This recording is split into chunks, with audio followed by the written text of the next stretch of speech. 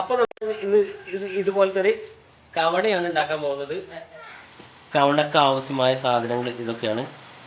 ഇത് നമ്മളൊരു വടിയിൽ നിന്ന് കവണൻ്റെ രൂപത്തിലാക്കുന്നതിന് വേണ്ടിയിട്ട് മുറിച്ചെടുത്ത് പാകപ്പെടുത്തി വെച്ചതാണ്. ഇത് ബൈക്കിൻ്റെ ട്യൂബാണ്. ആ ട്യൂബിൽ നിന്ന് മുറിച്ച് എടുത്തതാണ്. ഇത് നമുക്ക് കവണ വരിഞ്ഞ് മുറുക്കുന്നതിന് വേണ്ടി ചെറിയ പീസാക്കി വെച്ചതാണ്. ഇതും അതുപോലെ വരിഞ്ഞ് മുറുക്കുന്നതിന് വേണ്ടിയിട്ട് പീസാക്കി വെച്ചതാണ്.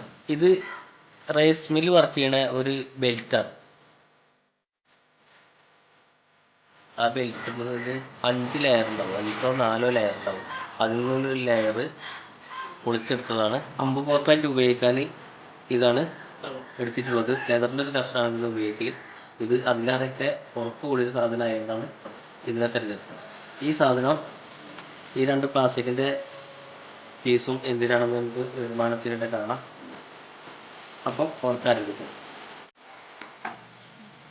ഈ പ്ലാസ്റ്റിക്കിൻ്റെ പീസ് ഇവിടെ വെക്കുന്നുണ്ട്. ഇവിടെ വെക്കണം എന്തിനാണെന്ന് ചോദിച്ചാൽ ഇത് ഭംഗിയാണ്.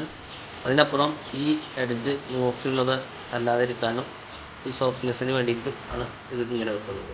അപ്പോൾ ഇത് നമ്മൾ വലിഞ്ഞ് മുറിക്കും.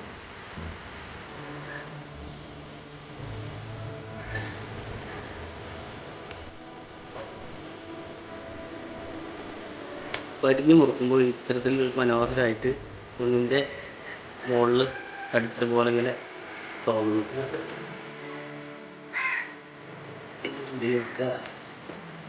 വലിച്ച് ഒന്ന് ഇതുപോലെ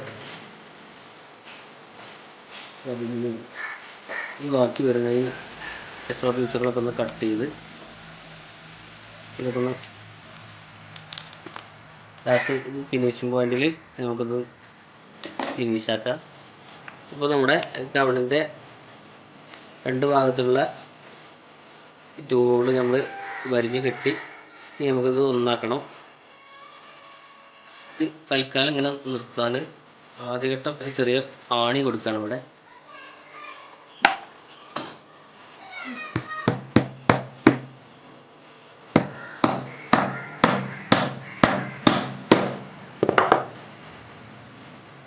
നേരത്തെ പറഞ്ഞ വർക്കിങ്ങിൽ കാണാം എന്ന് പറഞ്ഞ ഒരു സാധനം, ഇതിൻ്റെ കുറച്ച് വിടുത്ത് കൂട്ടുന്നതിന് വേണ്ടി നമുക്കിവിടെ ഒരു പീസ് വെച്ചെടുക്കണം.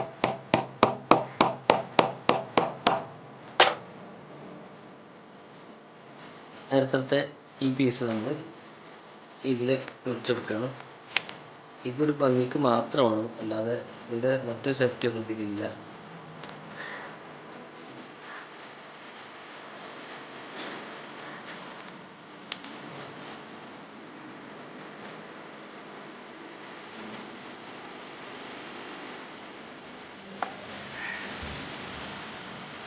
ഏകദേശം വർക്ക് കഴിഞ്ഞു.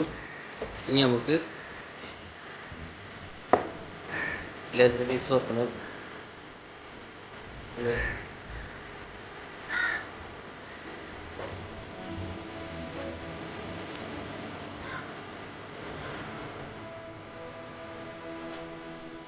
ഇത് വലിച്ച് കെട്ടണം. അതിന് നമ്മൾ ഉപയോഗിക്കുന്നത് നേരത്തെ കട്ട് ചെയ്ത് വെച്ച ഈ ട്യൂബിൻ്റെ ചെറിയ കഷ്ണമാണ് ഉപയോഗിച്ചിട്ട്